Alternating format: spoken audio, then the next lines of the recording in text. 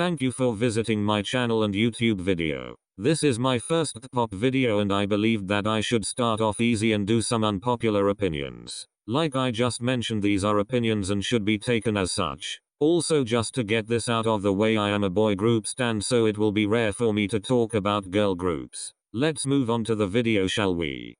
Say My Name. Halle is at his best era. The outfits, stage presence, the choreography, the album itself was just filled with bops on bops. I really wish people would stop sleeping on Halle, because during that era we got this precious gem. Halle just showed off at his duality in so many ways, and I will always be mesmerized by this era. Safe to say I'm whipped for Halle. I will be surprise mode Ujirip Baksu till I am wowed by another ATTIZ project.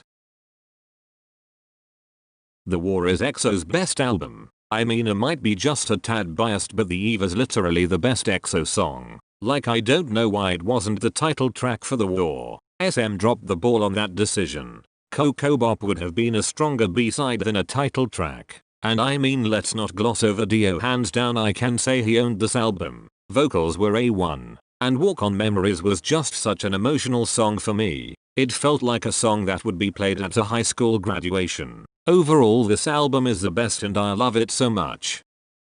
Love Yourself was BTS's best era. We got amazing title tracks like DNA, Fake Love and Idol during this era. Armies were being fed this era. Plus, this is the era I got into BTS, so it holds a special place in my heart. I honestly feel like the message in this era was something that was truly needed at the time. Loving yourself is such a journey to go on, and BTS just hit the spot. This is also the era when BTS started getting global recognition and started to blow up. So yeah, Love Yourself is a god tier era for BTS.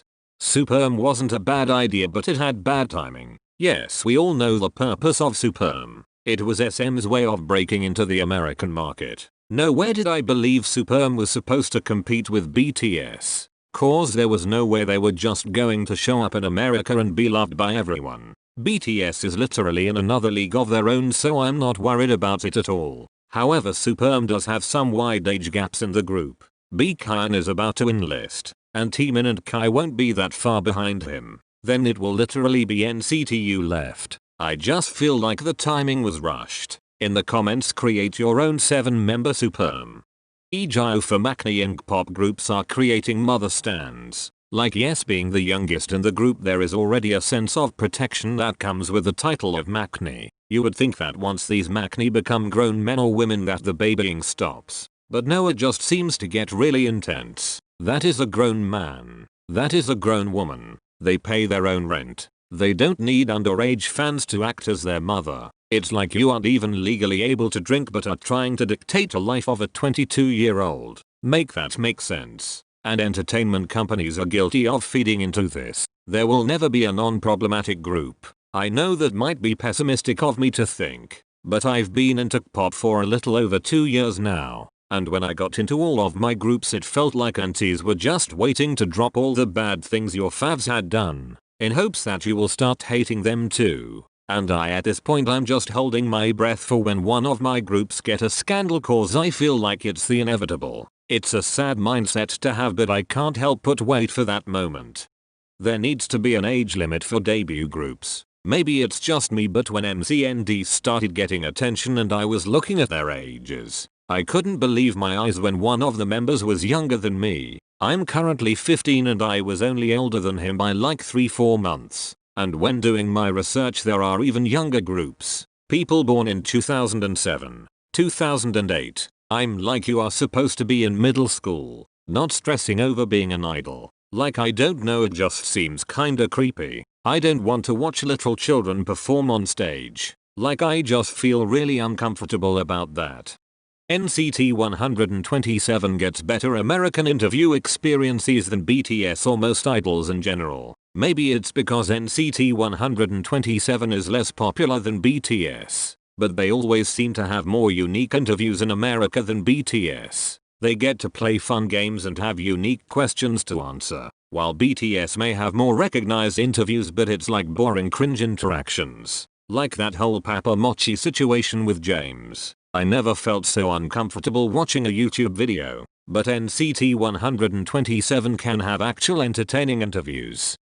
I really dislike when American interviewers pick the same fan-asked questions to idols. Like when I see the title fan asked, I get hope thinking that I am going to see some good questions to ask. But 95% of the time I am disappointed with the same. Who's the best dancer? Who argues the most? What artist do you want to collaborate with? Like, I feel like you could do a 30-minute search about the group and answer these questions yourself. But no, you are wasting airtime asking the same questions. Like, do they not watch other interviews to see what they have been asked? And by small chance an interviewer is watching this, ask them questions like, what's something you do that gets your ideas flowing when writing a song? How do you determine line distribution? Something that fans wouldn't know from typing it into Google.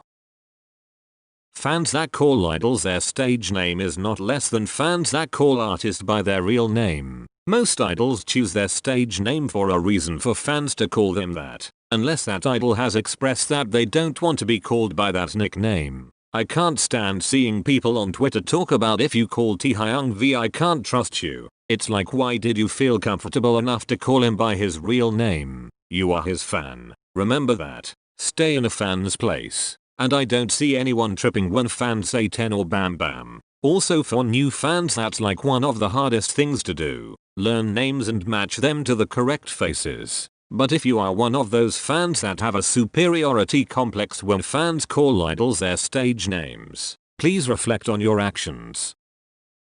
That is the end of my video. I know this video was like horrible, but I am learning and over time my videos will get better. For anyone that is still here, thank you for watching and I greatly appreciate the time you spent watching little Ole me. Also, I just wanted to say the robot voice has a hard time pronouncing words like super M correctly and Eggyo. So if you can't understand, blame it on the computer. Thank you and see you next time.